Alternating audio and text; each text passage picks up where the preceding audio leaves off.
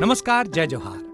क्या आप भी गवर्नमेंट एग्जाम्स की तैयारी करना चाहते हैं? क्या आप भी मेमोरी टेक्निक्स और ट्रिक्स के जरिए बहुत ही कम समय में स्मार्ट स्टडी करना चाहते हैं? क्या आप चाहते हैं कि सीजी व्यापम टॉपर आपको पढ़ाए? तो डाउनलोड करिए योगेंद्र साहू क्लासेस ऐप। यहाँ 10 से अधिक गवर्नमेंट एग्जाम्स क्रैक करने वाले और सीजी व्यापम टॉप करने वाले योगेंद्र सर सीजीपीएससी और सीजी व्यापम के अंतर्गत होने वाले सभी एग्जाम्स की तैयारी कराएं। तो डाउनलोड करिए Yogendra Sahu classes app to be the best, learn from the best.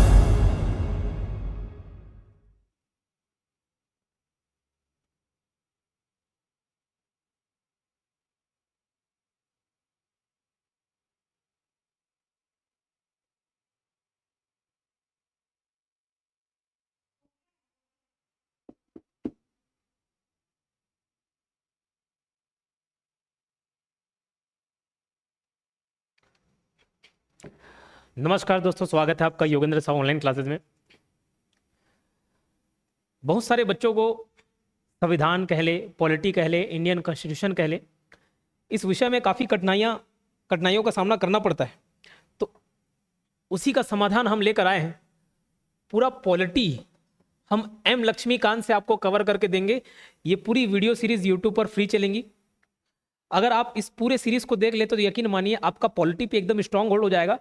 आप लक्ष्मीकांत नहीं पढ़ेंगे तो भी चल जाएगा, और पढ़ेंगे तो हर एक चीज, हर एक बातें आपको समझ आएंगी। एक एक पॉइंट का हम बारीकी से अध्ययन करेंगे और डिटेल में जानेंगे। और चूंकि ये काफी ज्यादा कठिन टर्मिनोलॉजीज का यूज करता है ये किताब, हम उसको आसान भाषा में समझाने का प्रयास करेंगे। आज का या वर्तमान का जो भी राजनीतिक घटनाक्रम है उससे जोड़ते हुए हम इसको समझेंगे। तो चलिए शुरू करते हैं। पॉलिटी में सबसे पहला टॉपिक हम जो पढ़ने वाले हैं वो है भारत के संवैधानिक विकास का इतिहास। मतलब क्या देखेंगे? संवैधानिक विकास देखेंगे। बोले सर ये इतिहास कैसे आ गया? तो ठीक, देखिए हर प्रेजेंट का कोई ना कोई पास्ट होता है। मेरा कोई पास्ट रहा होगा, आपका कोई पास्ट रहा होगा। बोले सर हाँ बिल्कुल, पास्ट तो है, बहुत सताता है। बस वैसे ही ये जो आज का वर्तमान का संविधान है इसका भी अपना एक पास्ट था। तो उसी पास्ट को हम आज पढ़ने वाले हैं। तो क्या पढ़ेंगे? संवैधानिक इतिहास। संवैधानिक इतिहास, संविधान का इतिहास या संवैधानिक इतिहास।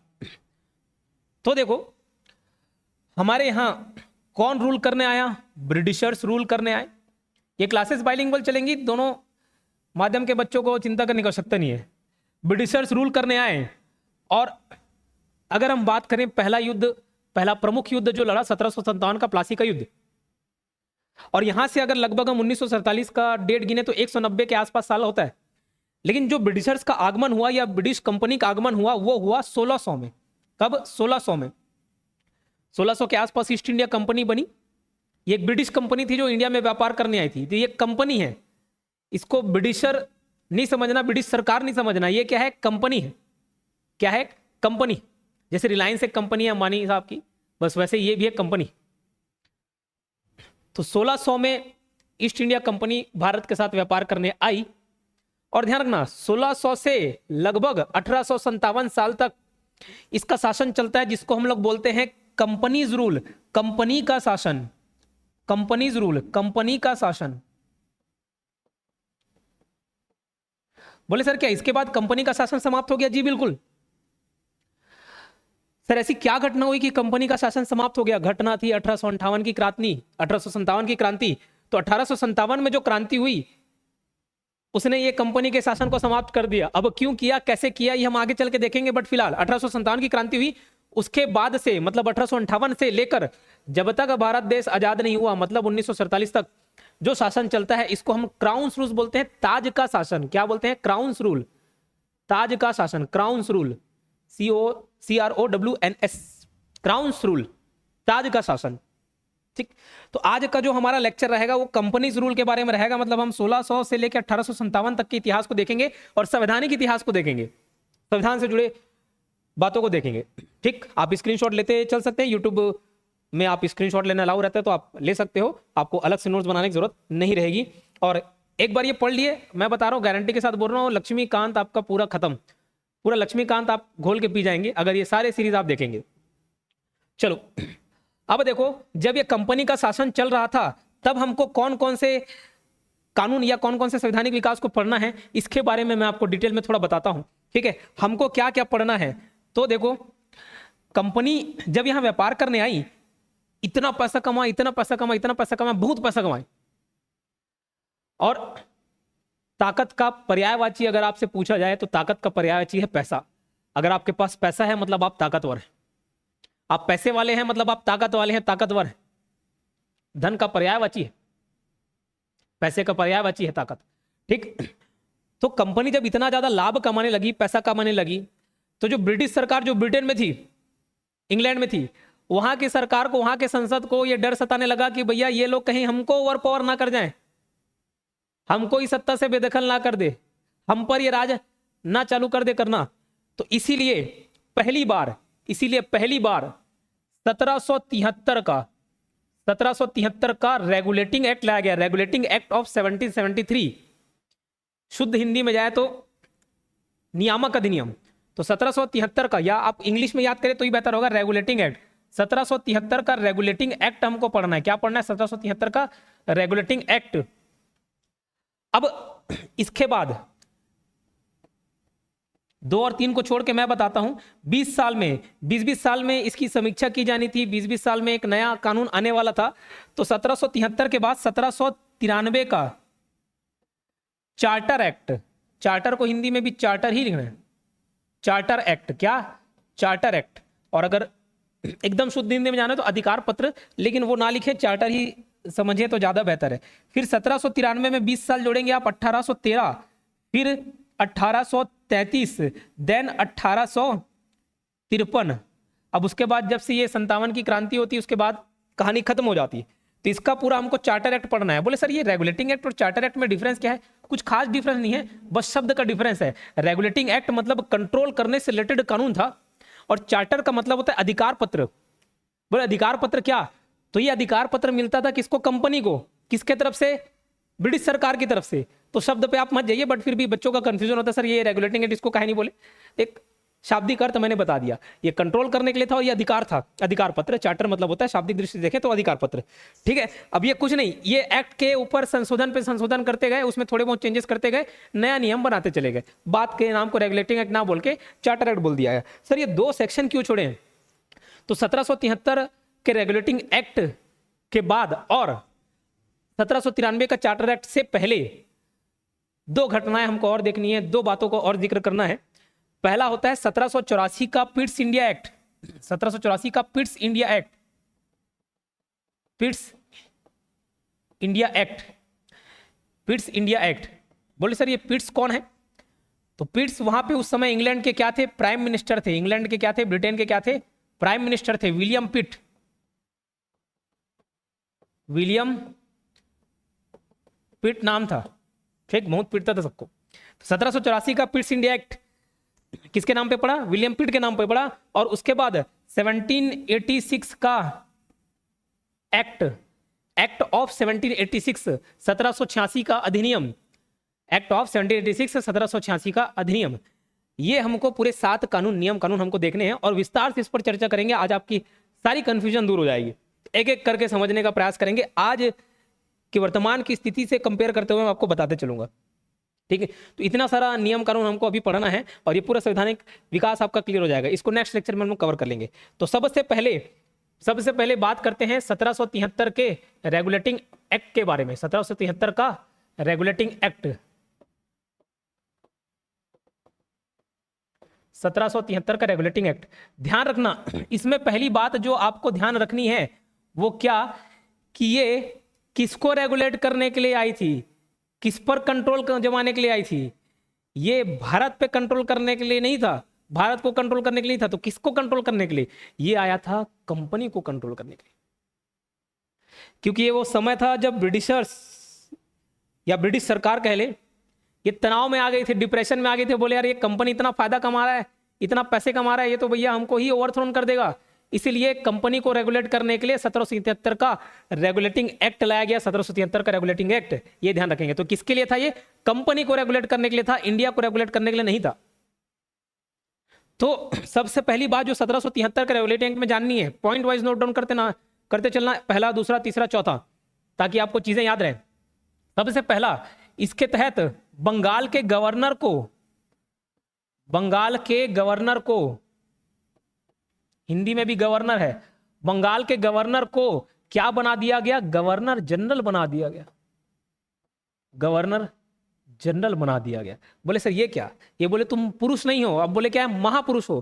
बोले सर बंगाल के गवर्नर को गवर्नर जनरल, ये कैसे? तो समझना उस समय 3 प्रेसिडेंसीज थी, 3 प्रेसिडेंसी थी। कौन कौन सी 3 प्रेसिडेंसी थी? तो एक था बंगाल, एक था बॉम्बे और एक था मद्रास।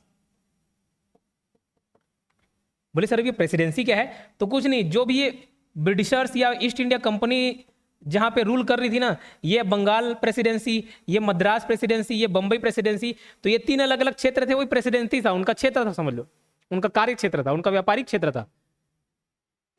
तो ये जो 3 प्रेसिडेंसीज थी, तीनों प्रेसिडेंसीज को नियंत्रण करने वाला एक सर्वोच्च अधिकारी, सर्वोच्च प्रशासनिक अधिकारी या राजनीतिक अधिकारी बोल लो, वो कौन था? गवर्नर। वो कौन होता था? गवर्नर होता था। तो तीनों प्रेसिडेंसी में एक एक गवर्नर हुआ करते थे, तीनों प्रेसिडेंसी में एक एक गवर्नर हुआ करते थे, लेकिन अब ये तीनों आपस में कोऑर्डिनेशन नहीं बैठा पा रहे थे।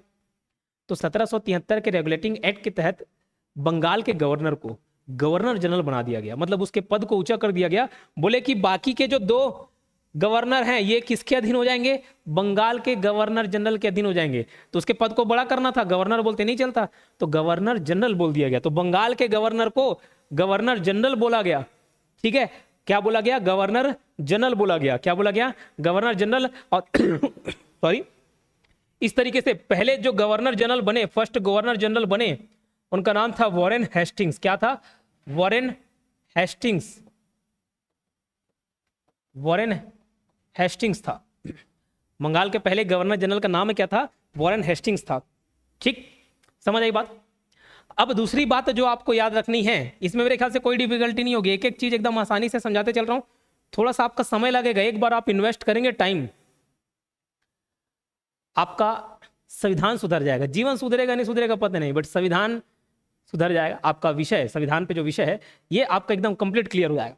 ठीक, दूसरी बात, ये जो गवर्नर जनरल है, इस गवर्नर जनरल के लिए जी लिख रहा हूं, ये एक गवर्नर जनरल के लिए 4 और सदस्य, 4 सदस्य मतलब 4 मेंबर्स, 4 सदस्य एक कार्यकारी परिषद की स्थापना की गई। कार्यकारी परिषद, एग्जीक्यूटिव काउंसिल, एग्जीक्यूटिव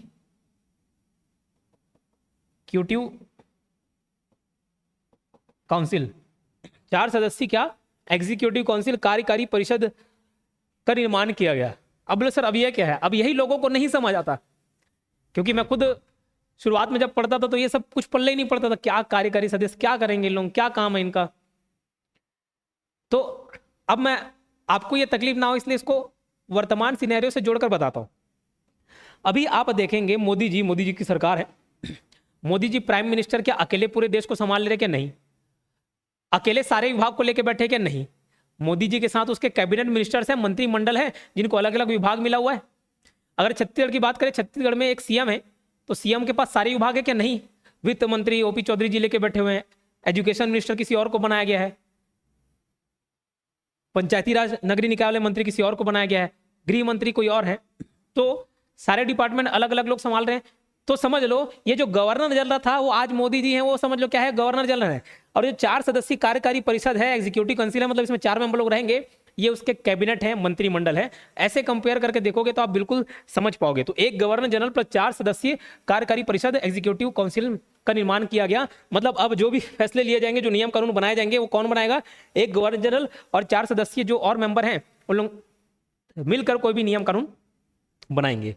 तो 2 बातें यहां पे क्लियर हो गई।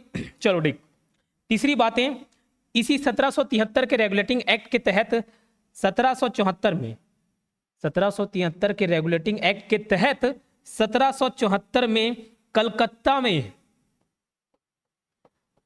में सुप्रीम कोर्ट की स्थापना की गई। सुप्रीम कोर्ट की स्थापना की गई। सुप्रीम कोर्ट की स्थापना की गई। ध्यान रखना, किसकी स्थापना की गई? सुप्रीम कोर्ट की स्थापना की गई, जिसमें एक चीफ जस्टिस था और 3 अदर जस्टिस थे, अन्य न्यायाधीश थे, एक मुख्य न्यायाधीश और 3 अन्य न्यायाधीश। तो ये इसलिए लिख दिया, यहाँ पे 1+4 है, ये 1+3 है, 1+4 ये 1+3। ये सुप्रीम कोर्ट के जजेस की बात हो रही है। अरे अभी चीफ जस्टिस होते हैं, उसके साथ अदर जस्टिस भी होते हैं, बस वैसे ही ये 1+3 था। तो आज के न्यायालय का ये पास्ट है, ये प्लेटफॉर्म बना, यहां से नींव तैयार हुई। तो कलकत्ता में सुप्रीम कोर्ट की स्थापना की गई। 1+3 को याद रखेंगे, एक चीफ जस्टिस, और उस चीफ जस्टिस का नाम क्या था? चीफ जस्टिस ऑफ इंडिया ही बोल लो, है ना, सीजीआई, उसका नाम क्या था? Elijah Impey.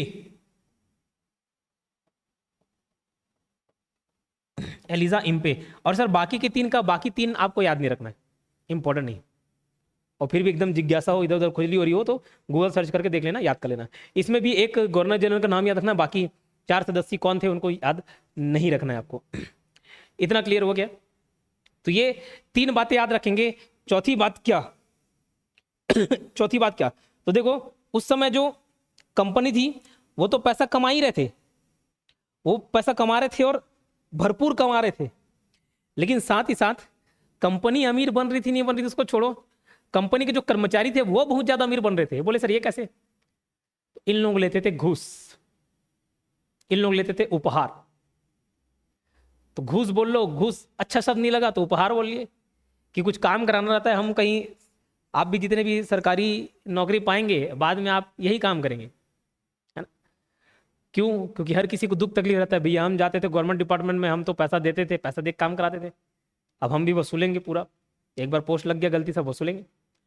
तो जैसे हम सरकारी संस्था में जाते हैं, कुछ काम कराना होता है तो ब्राइब दे दिए, पैसे दे दिए।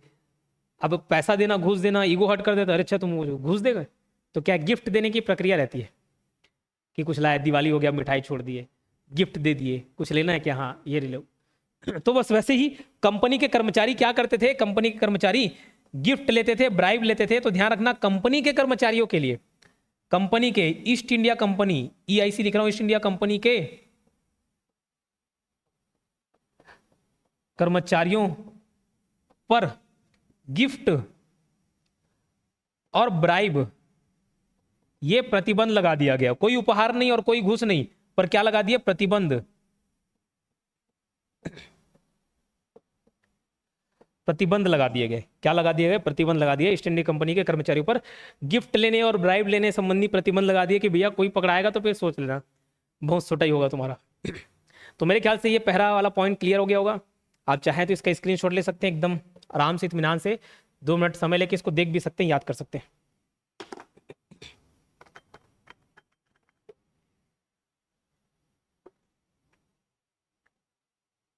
और अच्छा होगा अगर आप नोट्स बनाते चलें, और भी अच्छा है, स्क्रीनशॉट ले लें, बाद में आराम से इस पर नोट्स बनाते रहें।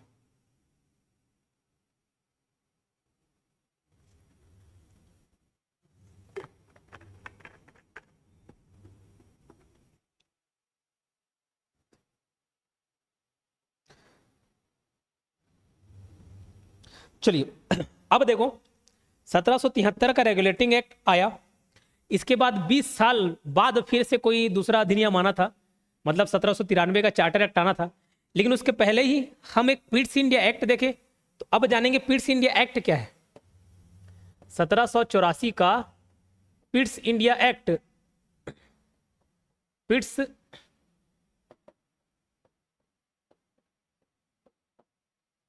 इंडिया एक्ट, 1784 का पिट्स इंडिया एक्ट।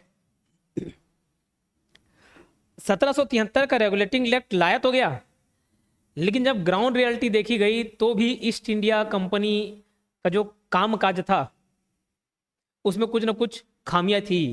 तो ध्यान रखना, ये क्यों लाया गया, ये क्यों आया? तो कंपनी के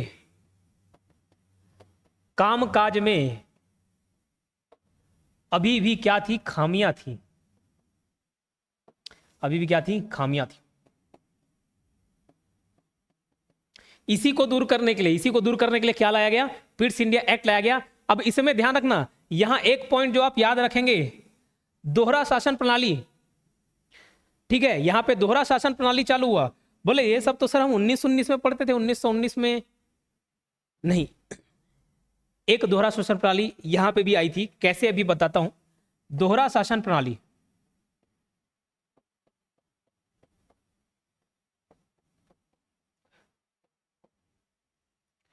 ठीक है, dual system of governance,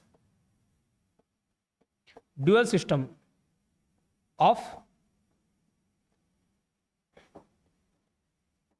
governance.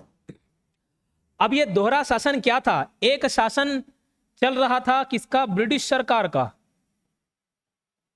एक शासन किसका? ब्रिटिश सरकार का, और दूसरा कंपनी का। तो ब्रिटिश सरकार किसके माध्यम से शासन करने लग गई? ध्यान रखना, अब दो अलग अलग बॉडी बनाई गई। एक बॉडी को बोलते थे court of directors, court of directors, और दूसरा था board of control, board of control. तो ब्रिटिश सरकार शासन करती थी किसके माध्यम से? बोर्ड ऑफ कंट्रोल के माध्यम से, और कंपनी शासन करने लगी कोर्ट ऑफ डायरेक्टर के माध्यम से। तो जहां जहां ईस्ट इंडिया कंपनी अपना कब्जा जमाई थी, डेरा जमाई थी, वहां शासन करने के लिए कोर्ट ऑफ डायरेक्टर्स और बोर्ड ऑफ कंट्रोल्स। अब ध्यान देना, ये बोर्ड ऑफ कंट्रोल और कोर्ट ऑफ डायरेक्टर ये अलग किया गया किसमें? पिट्स इंडिया एक्ट में पूछा जाता है सवाल, तो इसको पीट पीट के अलग कर दिया, ऐसे आप याद रख सकते हो। ठीक है, सॉरी। तो ध्यान रखना, ये बोर्ड ऑफ कंट्रोल क्या क्या देखता था? तो बोर्ड ऑफ कंट्रोल जितने भी राजनीतिक और सैनिक मामले थे, राजनीतिक और सैनिक मामले थे, वो कौन देखते थे? कौन देखा करते थे? Board of control. जितने भी राजनीतिक और सैनिक मामले, अभी उदाहरण देके समझाऊंगा मैं आपको, चिंता करने वाली बात नहीं है। और जो कोर्ट ऑफ डायरेक्टर्स थे, ये पूरे व्यापारिक और आर्थिक मामले देखते थे, व्यापारिक और आर्थिक मामले, व्यापारिक और आर्थिक मामले। तो राजनीतिक और सैनिक मामले कौन देखते थे? Board of control. और व्यापारिक और आर्थिक मामले कौन देखते थे? Court of directors. जैसे जैसे आप खुद इसका जवाब देंगे, व्यापारिक और आर्थिक मामले कौन देख रहा है? Court of directors. मान के चलो ये डिसीजन लिया जाना है कि भैया हमको 1 करोड़ रुपए इन्वेस्ट करना है इस कंपनी में या इस व्यापार में, यहां पे इंपोर्ट करना है, ये एक्सपोर्ट करना है, ये कच्चा माल खरीदना है, इसका प्रोसेस करना है और इसको फिनिश्ड प्रोडक्ट बना के बेचना है। अब ये कैसा मामला हुआ? पैसे से संबंधित मामला हुआ, आर्थिक मामला हुआ, खरीदी बिक्री कर रहे मतलब व्यापार का मामला हुआ। तो ये डिसीजन किसके द्वारा लिया जाएगा? ये डिसीजन लिया जाएगा कोर्ट ऑफ डायरेक्टर्स के द्वारा। समझ आई बात? अब 1760 के दशक के बाद से ही मैसूर राज्य और ईस्ट इंडिया कंपनी के बीच लड़ाई झगड़ा चालू हो गया। 1767 से 69 चला, 80 से 84 चला। उस बीच में 1782 में हैदर अली की मृत्यु हो गई। फिर टिप्पू सुल्तान उसकी जगह लिए, टिप्पू सुल्तान के साथ युद्ध हुआ। मतलब ईस्ट इंडिया कंपनी और मैसूर राज्य का झगड़ा चल रहा था। उदाहरण दे रहा हूं मैं। अब सोचो, युद्ध करना है नहीं करना है, कब आक्रमण करना है, कब बैकफुट पे आना है, कब संधि करना है, ये सब मामले में डिसीजन कौन लेगा? बताओ। अब ये तो पूरा सैनिक मामला हो गया, ये तो पूरा राजनीतिक मामला हो गया। तो इस मामले में डिसीजन कौन लेंगी? ब्रिटिश सरकार लेंगी। किसके माध्यम से? बोर्ड ऑफ कंट्रोल के माध्यम से। तो यहाँ पे ब्रिटिश सरकार अपना नियंत्रण जमाने में सफल रह गई और कंपनी कोर्ट ऑफ डायरेक्टर्स के माध्यम से काम कर रही है, ब्रिटिश सरकार बोर्ड ऑफ कंट्रोल के माध्यम से काम कर रही है। तो एग्जाम्पल भी मैं बता दिया आपको, है ना। जैसे एग्जाम्पल लिख सकते हो, जैसे मैसूर राज्य पर आक्रमण। लेकिन क्या होता है, ऐसे एग्जाम्पल किताबों में नहीं दिए हुए थे, तो बच्चा समझ ही नहीं पाता ये क्या कोर्ट ऑफ, बस रट लेता है।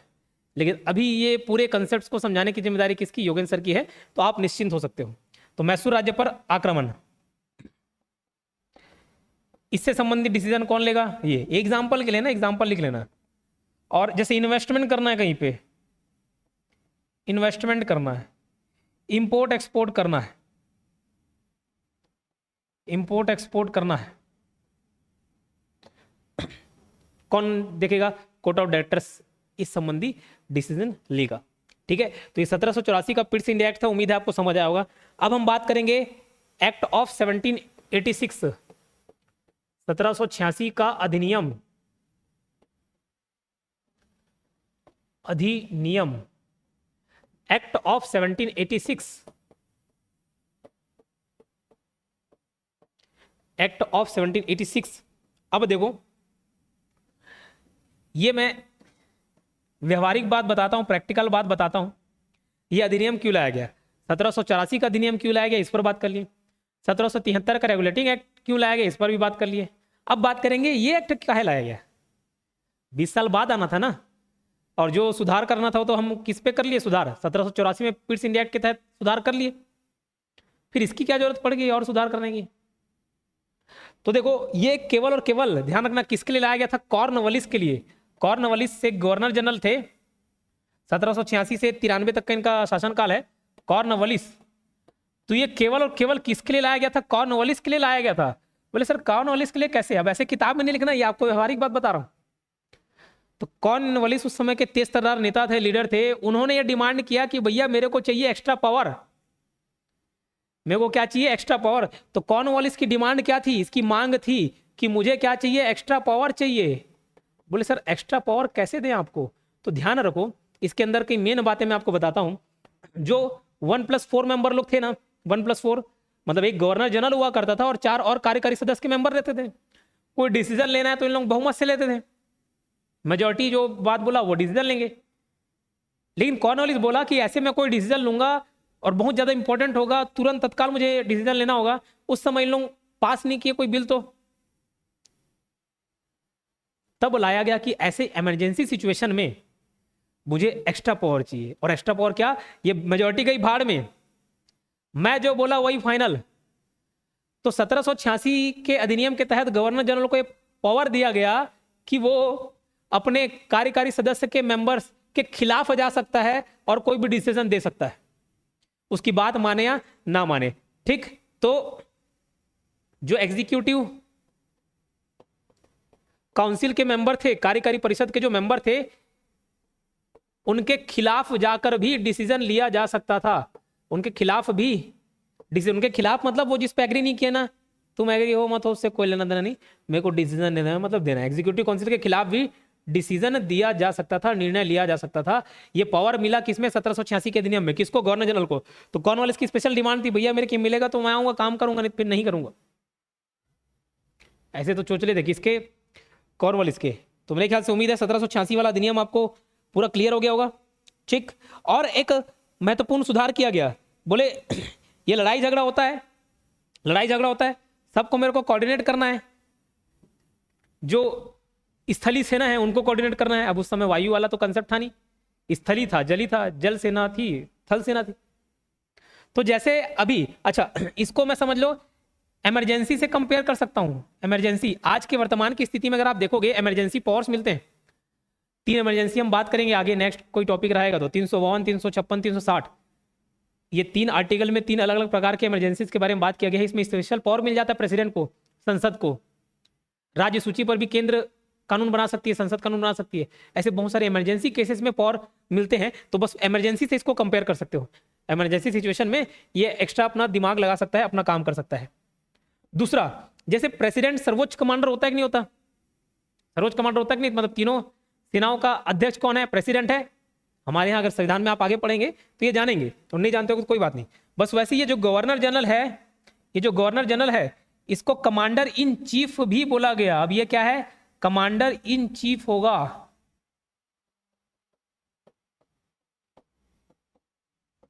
मतलब प्रधान सेनापति, सभी सेनाओं का क्या है? ये प्रधान सेनापति बना दिया गया। इसको क्या बना दिया गया? प्रधान सेनापति बना दिया गया।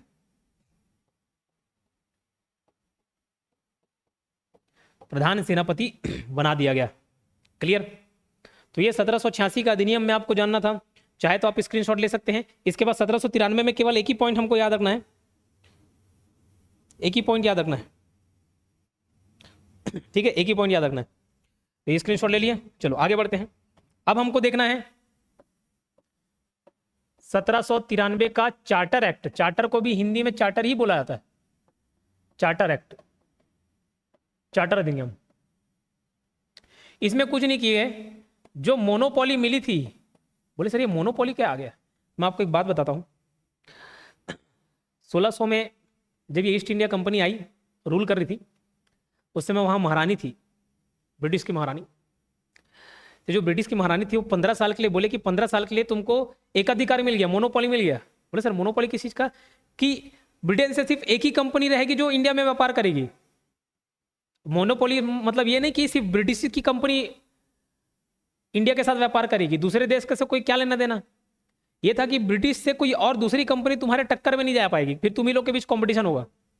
तो बोले मैं तुमको 15 साल के लिए क्या देती हूँ? मोनोपोली देती हूँ। आगे चल के एक राजा है जेम्स नाम के, उन्होंने बोला कि भैया असीमित जब तक मन करे, जब तक इस उद्घोषणा को वापस ना लिया जाए, तब तक तुमको मोनोपोली दिया जाएगा। तो ये मोनोपोली को एक्सटेंड कर रहे थे।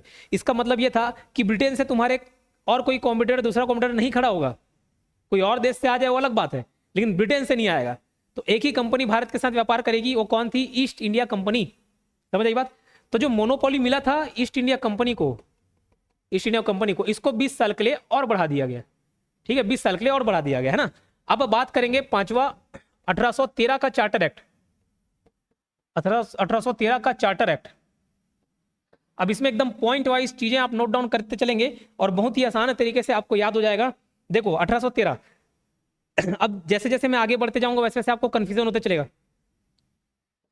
तो हम इसको कैसे याद करेंगे? कुछ ना कुछ कोड से याद रखेंगे। तो 1813 में आ रहा है तेरा मेरा करते रहते ना, पैसे के लिए लेने देना। तो पहला चीज तो यही रखना, तेरा मेरा कर रहे हैं भैया, बहुत ज्यादा लड़ाई झगड़ा कर रहे हैं, तेरा मेरा। एक काम करे, जो तुमको मोनोपोली मिला ना, एकाधिकार मिला, समाप्त। अब कोई तेरा मेरा नहीं होगा। ठीक है, तो सबसे पहली बात तो आप यही रखना, मोनोपोली को समाप्त कर दिया गया, एकाधिकार को समाप्त कर दिया गया। किसका? ईस्ट इंडिया कंपनी का। ईस्ट इंडिया कंपनी के मोनोपोली को समाप्त कर दिया गया। एक्सेप्ट मतलब एक्सेप्ट चाय और चीन के साथ व्यापार, चाय और चीन के साथ व्यापार को छोड़कर, मतलब चाय का व्यापार करना हो या चीन देश के साथ व्यापार करना हो तो ईस्ट इंडिया कंपनी की मोनोपोली भी रहेगी। लेकिन इसके अलावा जितने भी तुमको मोनोपोली मिले थे ना एकाधिकार की, भैया ब्रिटेन से तुम एक ही कंपनी वहां जाके व्यापार करोगे, वो छीन लिया। अब कोई दूसरा कंपनी भी जा सकता है। ये क्यों किया गया? इस कंपनी को कमजोर करने के लिए, क्योंकि बताया ये पैसे कमाते जा रही थी और पावरफुल होते जा रही थी। आपको भी अगर पावरफुल बनना है समाज में, आप चाहते हो समाज के लोग आपकी इज्जत करें, तो पैसा कमाना पड़ेगा। आपके पास पैसे होने चाहिए। ठीक, पैसा है तो इज्जत है, नहीं तो नहीं है ना। तो मोनोपोली को समाप्त कर दिया गया। तेरा मेरा कर रहे थे, झगड़ा लड़ाई कर रहे थे, समाप्त। और तेरा मेरा करते रहते पैसे के लिए, तो बोले 1 लाख रुपए दे दिया जाएगा। 1 लाख रुपए दिया गया 1813 में। 1 लाख रुपए प्रति वर्ष, पर ईयर 1 लाख रुपए प्रति वर्ष किसके लिए खर्चा करेंगे? भारतीयों के शिक्षा के लिए।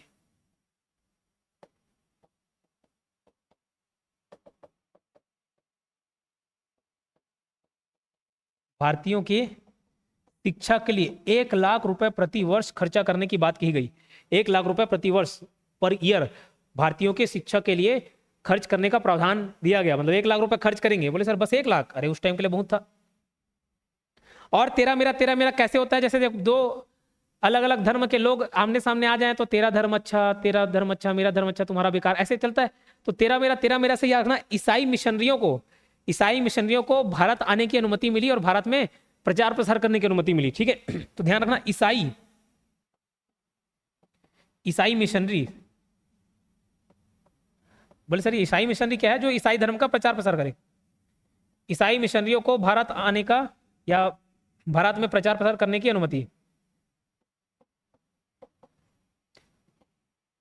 अनुमति, परमिशन मिला। ठीक, तो 1813 में इतनी सारी बातें आपको याद रखनी है। तेरा मेरा करते करते आप बहुत सारी बातें ऐसे ही याद कर लोगे। ठीक है, अब देखो फिर से थोड़ा सा रिवाइज करते हैं हम लोग। आगे बढ़ने से पहले आराम से बढ़ते चलेंगे आगे, कोई हड़बड़ी नहीं। दो टाइम है, पूरा सीरीज देखना आराम से, पूरा कंटेस्ट हो जाएगा संविधान। इतना पढ़ा देंगे कि फिर इससे ज्यादा लक्ष्मीकांत को भी नहीं मालूम। ठीक है, पूरा लक्ष्मीकांत गोल के आपको दे देंगे।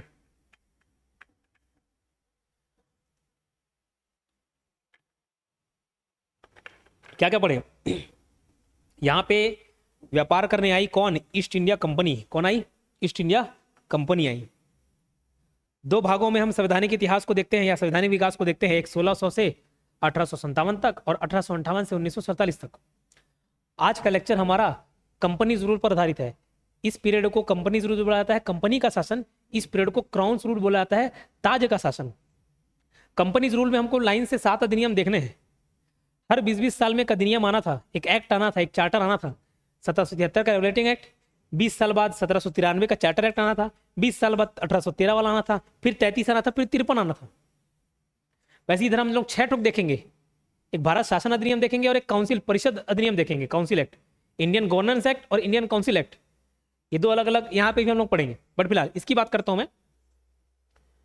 1773 का रेगुलेटिंग एक्ट, 93 का चार्टर, 1813, 20-20 साल जोड़ोगे। फिर ये दो बीच में घुस गया, और क्यों घुसा इसका भी कारण बता दिए।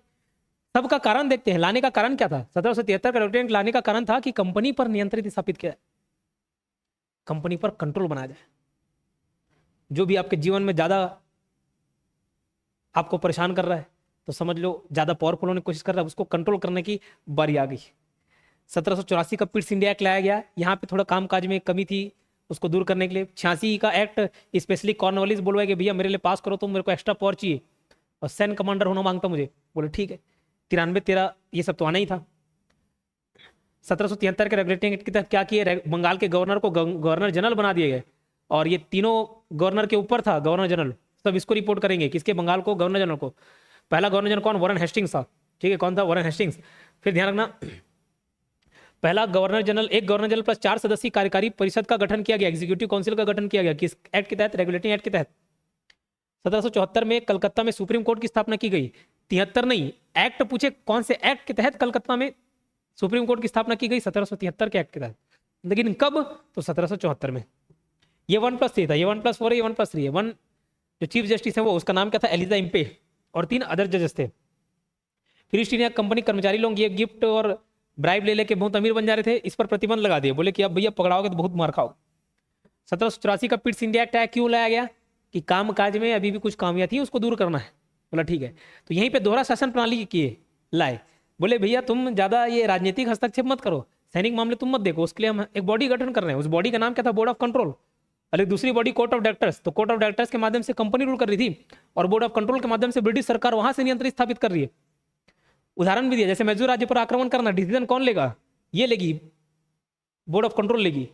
कहीं व्यापार करना, इन्वेस्टमेंट करना, इंपोर्ट करना, एक्सपोर्ट करना है, पैसे खर्च करने हैं, इकोनॉमी से रिलेटेड जो भी डिसीजन होंगे पैसे से रिलेटेड, कौन लेगा, कोर्ट ऑफ डायरेक्टर्स लेगा, ठीक है। 1786 का अधिनियम, ये स्पेशल किसके लिए लाया, कार्नवालिस के लिए लाया गया। डिमांड पर, क्या डिमांड किया, एक्स्ट्रा पावर, बोले विशेष परिस्थितियों में मैं अपने कार्यकारी सदस्य के, कार्यकारी परिषद के सदस्यों का डिसीजन पलट सकता हूं, अपने मर्जी से डिसीजन दे सकता हूं, ठीक। और गवर्नर जनरल को क्या बोले, भैया इसको क्या बनाओ, कमांडर इन चीफ भी बनाओ, प्रधान सेनापति बनाओ, सर्वोच्च कमांडर बनाओ, बोले ठीक है। फिर आए 1793 का चार्टर एक्ट पढ़े, मोनोपोली को 20 साल के लिए बढ़ा दिया गया, ठीक, कुछ खास नहीं था उसमें। 1813 में चार्टर एक्ट जो आया, इसमें 13 मेरा से याद किया, 13 मेरा कर रहे थे, छीन लिए उससे मोनोपोली, बस चाय और चीन के साथ व्यापार को छोड़कर। 1833 में इसको भी छीन लेते, बोले तुम चेते नहीं हो, इसको भी छीन लिए 20 साल बाद। फिर 1 लाख रुपए पर ईयर, प्रति वर्ष भारतीयों की शिक्षा के लिए खर्च किया गया, प्रावधान किया गया ना। ईसाई मिशनरियों को भारत आने की अनुमति मिली, ये सब किस में हुआ, 1813 के चार्टर एक्ट में हुआ। अच्छा, एक सवाल मैं आपसे पूछता हूं, कमेंट सेक्शन में बिल्कुल अपना जवाब दें, देखूं मैं भी कि कितने बुद्धिजीवी स्टूडेंट हैं, किसी रटना जानते हैं कि कुछ और एक्स्ट्रा समझ है, तो ये आप अपने बुद्धि का, अपने समझ का परिचय जरूर देंगे कमेंट बॉक्स में। मैं ये जानना चाहता हूं आपके माध्यम से, ब्रिटिश सरकार यहाँ आई, उन्होंने 200 साल शासन किया लगभग, हम केवल नेगेटिव पॉइंट्स पढ़ते हैं कि उनके आने से क्या नुकसान हुआ, आप मुझे ये बताएंगे कि उनके आने से लाभ क्या मिला, इंडिया को फायदा क्या मिला, ये मुझे बताएंगे कमेंट बॉक्स में। जो भी आपको समझ आता है, गलत सही से क्या लेना देना, आप कमेंट बॉक्स में डालिए जो भी आंसर है, कोई जज नहीं कर रहा आपको, ठीक है। तो मैं जानना चाहता हूँ, ये बताइए, और ये सीरीज कैसा लग रहा है वो भी आप बताएंगे, और अच्छा लगेगा तो लाइक कर देना, क्या दिक्कत है, कमेंट कर देना, ठीक। 1813 हो गया। अब नेक्स्ट हम लोग पढ़ेंगे 1813 कौन से नंबर का था, 5वें नंबर का, 6वें नंबर का पढ़ेंगे, फिर 7वां, फिर खत्म। 6वां 1833 का चार्टर एक्ट।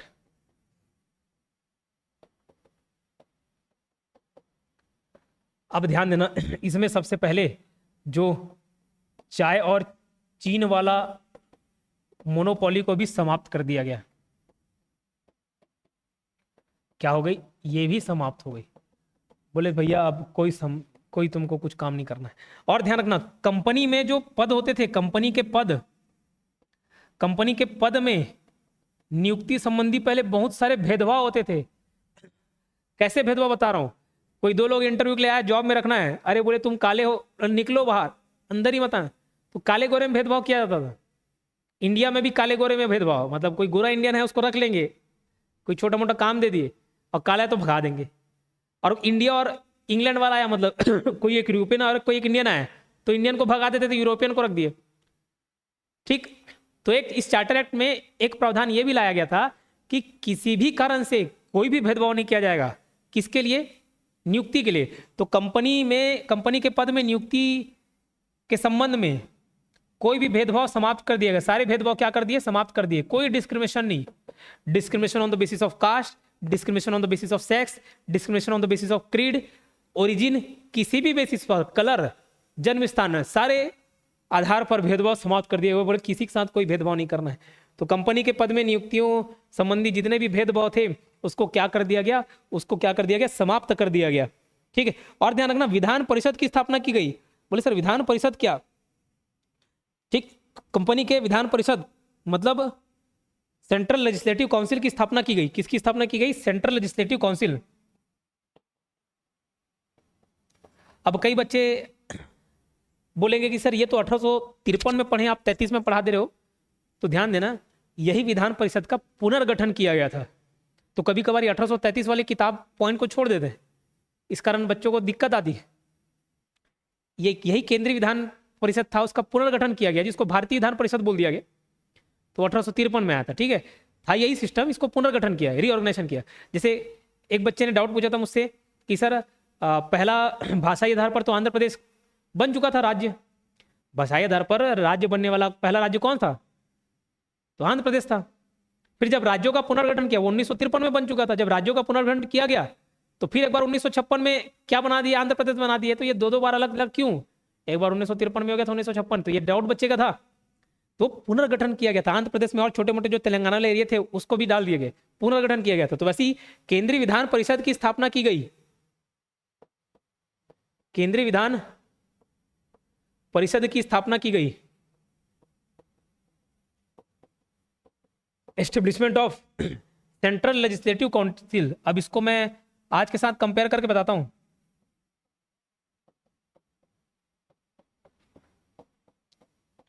जैसे हमारे यहां संसद है जो नियम कानून बनाती है, संसद है जो क्या बनाती है? नियम कानून बनाती है। तो जैसे आज के लिए संसद है ना, बस वैसे उस समय के लिए क्या था समझ लो, केंद्रीय विधान परिषद की स्थापना की गई थी, सेंट्रल लेजिस्लेटिव काउंसिल की स्थापना की गई थी। समझ रही बात? हालांकि जितने भी पूरी विधायी शक्तियां थी ज्यादातर पर और किसके पास केंद्रित थे? जो 1+4 वाला मेंबर देख रहे हैं ना, उनके पास थे। ठीक है, जो एग्जीक्यूटिव काउंसिल हुआ करती थी उसके पास रहती थी। बट ये संसद से आप कंपेयर कर सकते हो। हालांकि संसद में लोकतंत्र व्यवस्था थी, चुनकर आते थे, लोगों का प्रतिनिधित्व करते थे। यहाँ कोई लोगों का प्रतिनिधित्व नहीं था, कोई रिप्रेजेंटेशन नहीं था उन लोगों का। बस याद रखना, केंद्रीय विधान परिषद की स्थापना की गई। और जो बहुत ही इंपॉर्टेंट पॉइंट है 1833 में 3-4 क्या रखना, चौथा सदस्य जो कार्यकारी परिषद थी, एग्जीक्यूटिव काउंसिल था,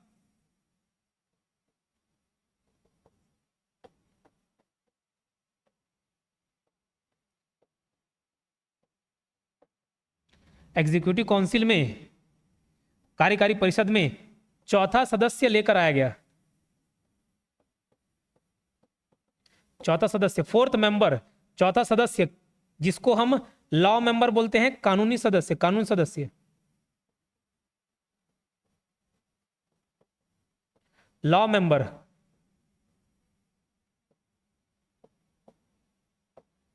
किसको? मैकाले को।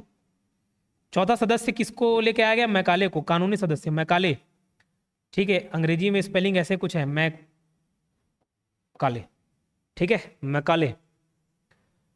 तो बोले सर ये चौथा सदस्य आया, मतलब 3 सदस्य और कुछ रहे होंगे? हाँ, जैसे अभी विभागों का बंटवारा होता है, कोई फाइनेंस मिनिस्टर अलग रहता है, होम मिनिस्टर अलग है, प्राइम मिनिस्टर अलग है, हेल्थ मिनिस्टर अलग है, रोड मिनिस्टर अलग है, ट्रांसपोर्टेशन मिनिस्टर, ये सब अलग अलग है ना। बस वैसे 3 अलग अलग और विभाग थे। एक गृह सदस्य था, एक क्या था? गृह सदस्य। एक क्या था? एक गृह सदस्य। चौथा कानून सदस्य ला दिए। एक वित्तीय सदस्य था, एक सैन्य सदस्य था। तो इतने सदस्य पहले से थे ही।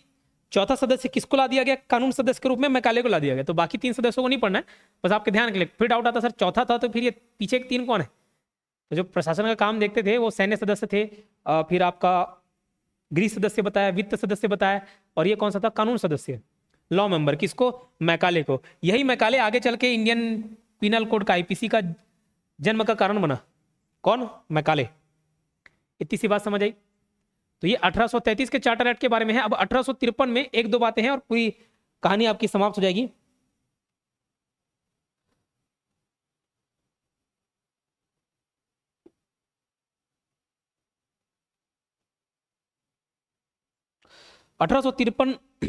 ये स्क्रीनशॉट ले लिए, चलो।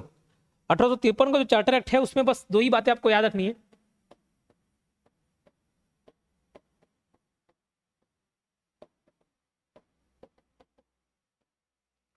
पहला, जो केंद्रीय विधान परिषद था